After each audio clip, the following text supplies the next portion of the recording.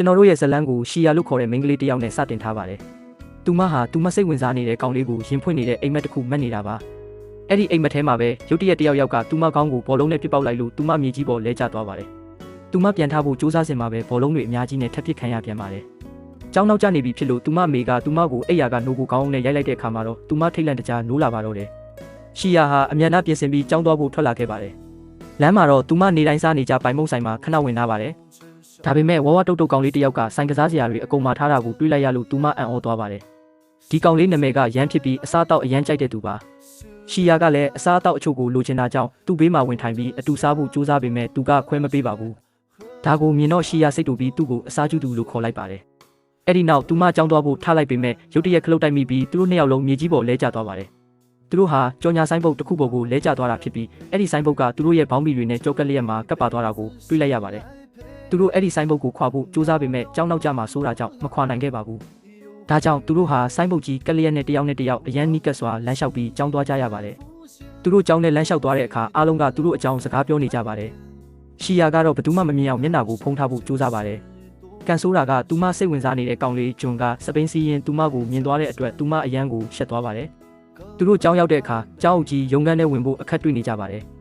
အဲ့ဒီနောက်သူတို့အဝတ်လဲခန်းကိုသွားကြပေမဲ့ဝါဝတုတ်တုတ်ကောင်လေးအတွက်တော့သူ့ဆိုင်ပေါင်းပြီးမရှိပါဘူး။အဲ့ဒီအချိန်မှာပဲလှပတဲ့ကျောင်းသူလေးဟာနေယာအဝတ်လဲခန်းထဲဝင်လာပါတယ်။ဟာနေယာဟာရှီယာရဲ့ပြိုင်ဘက်ဖြစ်နေလို့ရှီယာပို့ပြီးရှက်နေမိပါတယ်။ဟာနေယာကဘတ်စကတ်ဘောတင်းစီကနေအဆင်ပြေမဲ့ဘောင်းမီတစ်ထည်ယူပေးပြီးအဲ့ဒီကောင်လေးကိုကူညီပေးပါတယ်။ရန်ဟာသူမရဲ့ကျင်နာမှုအပေါ်အရန်ကိုသဘောကျသွားပါတယ်။သူချက်ချင်းပဲသူမကိုချစ်မိသွားပြီးကျေးဇူးတင်စကားပြောကငေးကြည့်နေမိပါတယ်။တစ်ဖက်မှာတော့ရှီယာကစိတ်တူနေပြီးသူ့မျက်နှာကိုနောက်တစ်ခါထပ်မမြင်ချင်တော့ဘူးလို့ပြောပါတယ်။ဒါပေမဲ့မကြခင်မှာကန်ဂျမာကသူတို့ကိုပြန်ဆောင်ပြီးတော့မယ်ဆိုတာသူမှမသိပါဘူး။ရှီယာထွက်သွားပြီးအတန်းထဲရောက်တဲ့အခါသူမတငယ်ချင်းကိုဖြစ်ကြောင်းကုန်စင်ပြောပြပါတယ်။ရုတ်တရက်ဆရာဝင်လာပြီးအဲ့ဒီကောင်လေးဟာသူတို့အတန်းထဲကိုဝင်လာမှဖြစ်ကြောင်းပြောပါတယ်။ရန်လို့လည်းလူသိများတဲ့ចောင်းသားတစ်ကန်နဲ့မိတ်ဆက်ပေးပါတယ်။သူကအတန်းဖော်တစ်တွေကိုမိတ်ဆက်ပေးတဲ့အခါခက်ဝဝပုံစံနဲ့ဖြစ်နေပါတယ်။ရှီယာကတော့မယုံနိုင်အောင်ဖြစ်နေပါတယ်။ရန်ကတော့ဟာနေယာနဲ့အတန်းအတူတူဖြစ်နေတာကိုသိလိုက်ရလို့ဝမ်းသာသွားပြီးသူမရဲ့အလှကိုငေးမောကြည့်နေပါတယ်။အဲ့ဒီနောက်ဆရာကသူ့ကိုရှီယာဘေးမှာထိုင်ခိုင်းပါတယ်။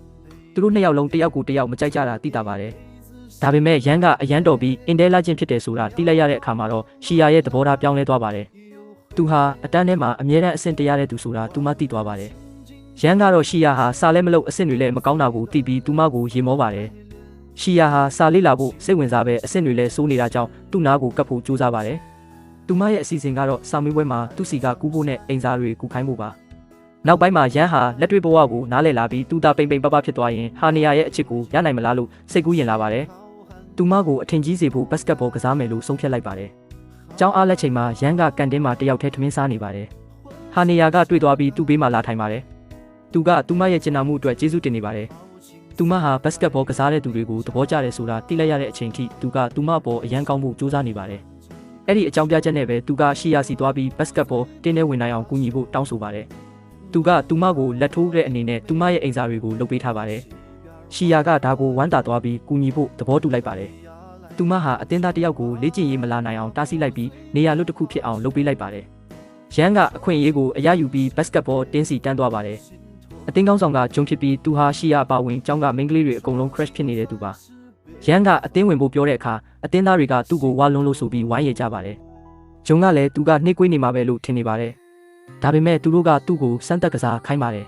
။ရန်ကလူတိုင်းကိုအံ့ဩသွားစေပါတယ်။သူကစားလိုက်တာပြိုင်ဘက်မရှိနိုင်သွားပြီးအတင်းသားအလုံးပါဇက်အဟောင်းသားဖြစ်သွားပါတယ်။သူဟာအရန်တော်တဲ့ကစားသမားတစ်ယောက်ဖြစ်ကြောင်းသက်သေပြနိုင်ခဲ့ပါတယ်။သူ့ရဲ့အရေးချင်းကိုသက်သေပြနိုင်လို့ဂျုံကသူ့ကိုအတင်းနဲ့လက်ခံလိုက်ရပါတယ်။ရန်ဟာတရားဝင်အတင်းဝင်ဖြစ်သွားပါပြီ။မကြခင်မှာပဲဘတ်စကတ်ဘောတင်းအတွက်အရေးကြီးတဲ့ပွဲစဉ်တစ်ခုရောက်လာပါတယ်။ကျောင်းသားအားလုံးလာကြည့်ကြပါတယ်။ပထမပွဲကစားနေစဉ်မှာရှီယာကသူ့မချစ်တဲ့ဂျုံကိုတွားကြည့်ဖို့အတန်းထဲကခိုးထွက်ဖို့ကြိုးစားပေမဲ့ဆရာကဖမ်းမိသွားပါတယ်။ရှီယာဟာအပြစ်ပေးခံရခြင်းခံရပြီးအတန်းထဲမှာကြံခဲ့ရပေမဲ့ရန်ကသူမရဲ့ဖုန်းထဲကနေအဖြေတွေပို့ပေးလိုက်ပါတယ်။ရှီယာဟာစာရီကိုအကောင်းဆုံးဖြေဆိုပြီးပွဲကြည့်ဖို့ထွက်လာနိုင်ခဲ့ပါတယ်။ပွဲခဏနားချိန်မှာသူမကိုယ်တိုင်လုပ်ထားတဲ့အားဖြည့်အချိုရည်ကိုဂျုံကိုတွားပေးပါတယ်။ထူးဆန်းတာကဟာနေယာကလည်းသူ့အတွက်အချိုရည်ပြင်ဆင်ထားတာပါ။ဂျုံဟာရှီယာစိတ်မကောင်းမဖြစ်အောင်သူမပေးတဲ့အချိုရည်ကိုတောက်လိုက်ရပါတယ်။ရှီယာကတော့အောင်နိုင်သူလိုခံစားရပြီးပြောနေပါတယ်။ဒုတိယပိုင်းပွဲစားတဲ့အခါသူမကသူ့ကိုလက်နဲ့နှလုံးသားပုံစံတွေလုပ်ပြီးဆက်ပြီးအားပေးနေပါတယ်။ဂျုံကသူမကိုလှမ်းကြည့်နေတာကိုတွေ့တော့သူမကိုချစ်သွားပြီလို့သူမထင်နေတာပါ။ဒါပေမဲ့တကယ်တမ်းကသူမပေးတဲ့အချိုရည်ကြောင့်ဂျုံပိုက်နာနေတာပါ။အဲ့ဒါကြောင့်ဂျုံပွဲတွေကထွက်သွားရပါတယ်။ ဂျုံမရှိတော့တဲ့အတွက်ရန်ကသူ့အစားထိုးဝင်ကစားရပါတယ်ရန်ကဒါကိုအခွင့်အရေးယူပြီးဟာနေယာသဘောကျအောင်ကြိုးစားပါတယ်တခြားအသင်းကသူ့ကိုလှောင်ချပေမဲ့သူကတော့စိတ်ပိုင်းဖြတ်ထားပါတယ်ကိုအလေးချိန်များပေမဲ့သူကမြန်ဆန်ပြီးအမြင့်ကိုခုန်နိုင်ပါတယ်သူဂိုးတွေအများကြီးသွင်းနိုင်လို့ပရိသတ်တွေကသူ့ကိုဝိုင်းပြီးအားပေးကြပါတယ်ပွဲပြီးဖို့10စက္ကန့်ပဲလိုတော့တဲ့အချိန်မှာအားလုံးကသူ့ကိုပဲအားကိုးနေကြပါတယ်ရှီယာနဲ့ဟာနေယာတို့ကလည်းအားပေးနေကြပါတယ်ဒါပေမဲ့သူစိတ်လှုပ်ရှားသွားပြီးအဝေးကနေလှမ်းပစ်လိုက်ရပါတယ်နောက်ဆုံးဂိုးသွင်းတော့မဲ့အချိန်မှာသူတားဆီးခံလိုက်ရပြီးရှီယာဘော်ကိုလဲကျသွားပါတယ်ကန်ဆိုးစွာနဲ့ပဲဂိုးမဝင်ပဲသူတို့ရှုံးသွားပါတယ်အဲ့ဒီနောက်ရှီယာစိတ်မကောင်းစွာထွက်သွားတယ်လို့ရန်ကလည်းသူကိုယ်သူရှုံးနေသူလို့ခံစားရပြီးပိန်ကျင်စိတ်တွေပေါက်လာပါတယ်နောက်နေ့အတန်းထဲမှာចောင်းသားအချို့ကသူ့ကိုဝါရုပ်လို့လှောင်ကြပါတယ်ရှီယာကလည်းဂျွန်နေမကောင်းဖြစ်သွားတာသူမကြောက်လို့ထင်ပြီးအပြစ်မကင်းတယ်လို့ခံစားနေရပါတယ်သူမဂျွန်နဲ့လမ်းမှာတိုက်ဆိုင်စွာဆုံတဲ့အခါရှက်နေပေမဲ့ဂျွန်ကသူမကိုကျင်နာစွာဆက်ဆံပါတယ်ဂျွန်ကအဲ့ဒီကိစ္စကိုမေ့လိုက်ပြီလို့ပြောတဲ့အတွက်ရှီယာအယံပျော်သွားပါတယ်ဒါကြောင့်သူမကြိုတင်ပြင်ဆင်ထားတဲ့အချစ်စာလွှာကိုပေးဖို့ဆုံးဖြတ်လိုက်ပါတယ်ဒါပေမဲ့အတန်းထဲရောက်တဲ့အခါចောင်းသားတွေကရန်ရဲ့စပွဲပေါ်မှာစာကိုတွေ့ပြီးလူယူလိုက်ကြပါတယ်ရှီယာကရန်ကိုချစ်နေတာလို့အားလုံးကထင်သွားကြပါတယ်ရှီယာကစာကိုပြန်ယူဖို့ကြိုးစားပေမဲ့ဆရာဝင်လာပြီးစာကိုတင်သွားကရှီယာကိုစစ်မေးပါတယ်ဆရာကဒီစာကဘသူ့အတွက်လဲလို့မေးတဲ့အခါရှီယာကဂျုံကိုချစ်တယ်လို့မပြောရဲပဲရန်အတွက်ပါလို့လိမ်ပြောလိုက်ပါတယ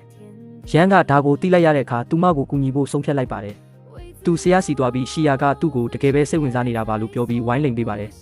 ်ဒီဖြစ်ရပြီးနောက်ရှီယာကရန်ကိုကြိုက်ချင်အောင်ဆောင်ပြီးရန်ကလည်းသူမဂျုံကိုကြိုက်တဲ့လျှို့ဝှက်ချက်ကိုထိမ့်ပေးထားပါတယ်သူတို့စုံစမ်းစစ်ဆေးကြတဲ့အခါစာပုံမှာတောက်တောက်ပပအမုံလေးများတွေးလိုက်ရပါတယ်နောက်နေ့မှာရန်ကရှီယာကိုဘသူလောက်တာလဲဆိုတာသိပြီလို့ပြောပါတယ်အဲ့ဒါကတော့ရှီယာကိုမနာလိုတဲ့အတန်းဖို့မိန်းကလေးတစ်ယောက်ပါရန်ကတက်သေးတွေနဲ့အဲ့ဒီမိန်းကလေးကိုချင်းချောက်လိုက်တဲ့အခါသူမကကြောက်ပြီးရှီယာကိုအတောင်းပန်လိုက်ရပါတယ်ရှီယာဟာရန်လုတ်ပေးတာကိုကြည့်ပြီးသူ့ရဲ့ကျင်နာမှုအပေါ်စိတ်ဝင်စားသွားပါတယ်ဒါပေမဲ့ principal ကရှီယာကိုခေါ်ပြီးသူမရဲ့အဆင့်တွေညံ့နေလို့ sports club ကနေထွက်ဖို့ပြောပါတယ်ရှီယာဟာဥက္ကဋ္ဌဖြစ်နေလို့ထွက်ရမှာကိုအရန်ဝမ်းနေနေပါတယ်ရှီယာကဂျုံကိုသူမကိုစားဥက္ကဋ္ဌလုပ်ပေးဖို့တွားပြောပေမဲ့ဂျုံကအချိန်မရှိဘူးလို့ညင်းပါတယ်ဒါနဲ့သူမကသူ့ကိုလက်ဝိတ်သို့မဟုတ်ကရာတေးစိန်ခေါ်ပါတယ်သူမနိုင်ရင်သူဥက္ကဋ္ဌလုပ်ပေးရမယ်လို့ဆိုပါတယ်ဂျုံကလက်ခံလိုက်ပါတယ်တစ်ဖက်မှာလည်းလူတစ်ယောက်ကဟာနေယာကနေတာကိုခိုးရိုက်နေပါတယ်နောက်ပိုင်းမှာရှီယာကလည်းတော်တော်ကနေတာကိုတယောက်ကခိုးရိုက်နေတာကိုရမ်းတွေ့သွားပါတယ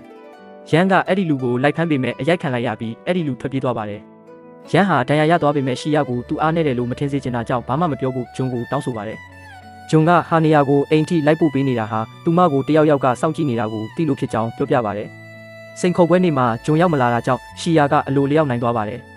ဒါပေမဲ့ចောင်းသားတွေကဂျုံကသူမကိုအားနေသူမို့လို့အလျှော့ပေးတာလို့ပြောကြတဲ့အတွက်သူမစိတ်တက်ကြပြီးငိုယိုကထွက်လာခဲ့ပါတယ်ရန်ကသူမကိုတွေ့ပြီးစိတ်မကောင်းဖြစ်ကစားတောက်ဆိုင်ခေါ်သွားပါတယ်ရန်ကဝိတ်ချဖို့ဆုံးဖြတ်လိုက်ပြီးရှီယာကလည်းစာညံ့လို့ဝမ်းနေနေပါတယ်သူတို့နှစ်ယောက်ရဲ့နာကျင်နေတဲ့ဝိညာဉ်တစ်ခုဟာဒီအထီးကျန်ကဘာမှာစုံစည်းသွားကြပါတယ်ရှီယာကသူ့ကိုဝိတ်ချခြင်းကူညီမယ်သူကသူမကိုစာကူညီရမယ်လို့ကတိပြုကြပါတယ်နောက်နေ့ကစပြီးရှီယာကသူ့အတွက်ကယ်လိုရီစီမံချက်တွေလုပ်ပေးပြီးလေ့ကျင့်ခန်းတွေလုပ်ခိုင်းပါတယ်ရန်ကလည်းသူမအတွက်စာချက်ချိန်စရာတွေလုပ်ပေးပြီးအတူတူစာလုပ်ကြပါတယ်ဒီနေ့မှာရန်ကလေ့ကျင့်ခန်းလုပ်ရင်းလူတွေစစ်တူရင်ကစားနေတာကိုဝင်ကစားနေပါတယ်ရှီယာကမိသွားပြီးသူ့ကိုနိုင်ရွက်ဆွဲကပြန်ခေါ်လာပါတယ်ရန်ကလည်းသူမကိုဝက်ကန်ကနေစောင့်ကြည့်ပြီးစာလုပ်ခိုင်းပါတယ်ဒါပေမဲ့သူမကဝက်ဝင်ရုပ်တရုပ်ကိုအစားထိုးထားခဲ့ပြီးကာရာအိုကေသွားဆိုပါတယ်ရန်ကသူမသတိမေ့သွားတယ်ထင်ပြီးလူနာတင်ကခေါ်လိုက်တဲ့အခါသူမရဲ့လက်ကွက်မိသွားပါတော့ပါတယ်နောက်ဆုံးမှာတော့သူတို့တကယ်ပဲအာယုံစိုက်ပြီးစူးစမ်းကြပါတယ်စာမွေးပွဲတွေပြီးသွားပြီးကြောင်းပိတ်ရက်ရောက်လာပါတယ်ရှီယာကအင်တာနက်မှာဟာနေယာရဲ့ကနေတဲ့တပ်ပုံတွေပေါက်ကြားသွားတာကိုတွေ့လိုက်ရပါတယ်ဟာနေယာဟာသူမရဲ့တိုင်ဘက်ဖြစ်ပေမဲ့သူမကကူညီဖို့ဆုံးဖြတ်လိုက်ပါတယ်သူတို့၄ယောက်ပေါင်းပြီးအဲ့ဒီလူကိုဖမ်းဖို့စီစဉ်ကြပါတယ်ရှီယာကိုဟာနေယာလိုဝစ်ပေးပြီးပန်းချန်ထဲမှာငါးစာအဖြစ်ထားလိုက်ပါတယ်အစီအစဉ်ကအောင်မြင်ပြီးအဲ့ဒီလူတွေကိုမိပါတယ်ရဲတွေရောက်လာပြီးအဲ့ဒီလူတွေကိုဖမ်းသွားပါတယ်ဟာနေယာကရှီယာကိုကျေးဇူးတင်ပြီးသူတို့တငယ်ချင်းတွေဖြစ်သွားကြပါတယ်ကျောင်းပြန်ဖွင့်လို့စာမွေးပွဲရလက်ထွက်လာတဲ့အခါရှီယာကသူမလိလာခဲ့တဲ့ဘာသာရပ်မှာအမတ်ပြေရပေမဲ့ကျန်တဲ့ဘာသာရပ်တွေမှာတော့ကျသွားပါတယ်အားလုံးကသူမကိုဝိုင်းရကြပါတယ်ရှီယာစိတ်မကောင်းဖြစ်ပြီးရန်နဲ့ရန်ဖြစ်ကြပါတယ်ရန်ကသူမနဲ့ဆုံရတာအဆိုးဆုံးပဲလို့ပြောပြီးထွက်သွားပါတယ်ကျောင်းပိတ်ရက်မှာရှီယာကရန်ကိုရှာပေမဲ့မတွေ့ပါဘူးကျောင်းဖွင့်တဲ့နေ့မှာရန်ပြန်ရောက်လာပါတယ်ဒါပေမဲ့သူဟာအရင်ကလိုမဟုတ်တော့ပဲအရန်ကိုပိန်သွားပြီးကျောင်းမှာအချောဆုံးကောင်လေးဖြစ်သွားပါတယ်ရန်ကသူမကိုစိန်ခေါ်မှုမှာရှုံးသွားတဲ့အတွက်သူ့ရဲ့အိမ်စီလှုပ်ဖို့ပြောပါတယ် principal ကတော့ရှီယာကိုအစစ်မတက်မချင်းကလပ်ပြန်ဝင်ခွင့်မပေးသေးပါဘူးမိန်းကလေးအချို့ကရန်ကိုလက်ဆောင်ပေးခိုင်းတဲ့အခါရှီယာကမနာလိုဖြစ်ပြီးရန်မှာကူးဆက်ယောဂရှိလို့မကြခင်တည်တော့မယ်လို့လိန်ပြောလိုက်ပါတယ်ဒါပေမဲ့ဘတ်စကတ်ဘောပွဲမှာရန်ကအစွမ်းပြပြီးနိုင်အောင်ကစားပေးလိုက်တဲ့အတွက်အားလုံးကပြန်ပြီးသဘောကျသွားပါတယ်ဂျွန်ကရှီယာကိုလက်ဝိတ်ပြန်စိန်ခေါ်ပြီးသူမနိုင်ရင်ဥက္ကဋ္ဌလုပ်ပေးမယ်လို့ဆိုပါတယ်ရန်ရဲ့အားပေးမှုကြောင့်ရှီယာကဂျွန်ကိုအနိုင်တိုက်နိုင်ခဲ့ပါတယ် ရန်ကအတန်းကောင်းဆောင်အရွေးခံတဲ့အခါရှီယာကဝိုင်းကူညီပေးလို့သူအနိုင်ရသွားပါတယ်ရှီယာကမာရတုံပြိုင်ပွဲဝင်ဖို့စူးစမ်းပေမဲ့ principal ကမိန်းကလေးတွေဝင်ပြိုင်ခွင့်မရှိဘူးလို့ပိတ်ပင်ပါတယ်ရန်ကရှီယာဘက်ကနေမတရားမှုကိုပြန်လည်တိုက်ပွဲဝင်ပေးပါတယ်နောက်ဆုံးမှာမိန်းကလေးတွေပြိုင်ခွင့်ရသွားပါတယ်ရှီယာကပြိုင်ပွဲမှာဒဏ်ရာရပေမဲ့အဆုံးထိပြေးပြီးအနိုင်ရခဲ့ပါတယ်သူမသတိမေ့သွားလို့ရန်နဲ့ဂျွန်တို့ကဆေးရုံပို့ပေးရပါတယ်နောက်ပိုင်းမှာသူတို့၄ယောက်ဓာတ်ပဲတိတ်သွားကြပါတယ်ရှီယာကဂျွန်နဲ့နီးစပ်ဖို့စူးစမ်းပေမဲ့ဟာနီယာကပဲသူ့ဘေးမှာကပ်နေပါတယ်နောက်ပိုင်းမှာရှီယာနေမကောင်းဖြစ်ပြီးအဆုတ်ရောင်ယောဂဖြစ်သွားပါတယ်ဂျွန်ကသူ့မစီကိုနေတိုင်းလာပြီးစာကူတင်ပေးပါတယ်ရန်ကသူမဆေးရုံတက်တုံးကဘာလို့လာမကြည့်တာလဲလို့ရှီယာကမေးတဲ့အခါဂျွန်ရှိနေလို့သူကကြားထဲကမနှောက်ယှက်ချင်တာပါလို့ပြောပါတယ်ရန်ကသူမရဲ့အိမ်ကိုရောက်လာပြီးသူမရဲ့မိဘတွေနဲ့ရင်းနှီးသွားပါတယ်ရန်ကသူ့မိဘတွေကွာရှင်းထားလို့ရှီယာတို့မိသားစုကိုအားကျနေမိပါတယ်။နွေရာသီမှာသူတို့လမ်းခွဲပြီးကိုစီအိမ်မက်တွေနောက်လိုက်ကြပါတယ်။မင်္ဂလာဆောင်တစ်ခုမှာရှီယာနဲ့ဂျွန်တို့တချင်းဆိုနေတာကိုရန်ကမနာလို့ဖြစ်ပြီးကြားဖြက်ကရှီယာလက်ကိုဆွဲပြီးအတူဆိုလိုက်ပါတယ်။ရန်ကရှီယာကိုသူအမြဲတမ်းချစ်ခဲ့တာပါလို့ဖွင့်ပြောလိုက်ပါတယ်။ဒါပေမဲ့ရန်ရဲ့အဖေကင်ဆာဖြစ်နေတာကိုသိလိုက်ရပါတယ်။ရန်ကတယောက်တည်းကြံခဲ့လို့ရှီယာမိဘတွေကသူတို့အိမ်မှာလာနေဖို့ခေါ်ပါတယ်။သူတို့အတူတူစားကြက်ရင်းပိုရင်းနှီးလာပါတယ်။ဗလန်တိုင်းတယောက်လာပါတယ်။ရန်ရဲ့အဖေကသတိမေ့မျောသွားပြီးဆုံးပါသွားပါတယ်။ရန်ကအရန်ဝမ်းနေပြီးရှီယာကအဖေနေမကောင်းတာကိုကြိုတိလျက်နဲ့ဖုံးထားတယ်ဆိုပြီးသူမကိုအပြစ်တင်ကလမ်းခွဲပြီးနိုင်ငံခြားထွက်သွားပါတယ်။၄နှစ်ကြာပြီးနောက်ရှီယာဟာအမှုပညာဒီဇိုင်နာဖြစ်နေပါပြီ။ရန်ကပြန်လာပြီးရှီယာနဲ့ပြန်ဆုံပါတယ်။ရန်ကရှီယာအရန်တန်မိုးထားတဲ့အယုတ်ကလေးကိုပြန်ရှာပေးပြီးသူမကိုပြန်ချော့ပါတယ်။နောက်ဆုံးမှာတော့သူတို့ကျောင်းကအမတ်တရတွေကိုပြန်တတိယရင်တယောက်ကိုတယောက်ချစ်နေစေဆိုတာဝန်ခံလိုက်ကြပါတယ်။ရန်ကရှီယာကိုလက်ထပ်ခွင့်တောင်းလိုက်ပြီးသူတို့နှစ်ယောက်ပျော်ရွှင်စွာနဲ့နမ်းလိုက်ကြပါတော့တယ်။မှတ်သားထားရမှာ like နဲ့ subscribe လုပ်ဖို့မမေ့ပါနဲ့ဦးတော်ကျေးဇူးတင်ပါတယ်ခင်ဗျာ။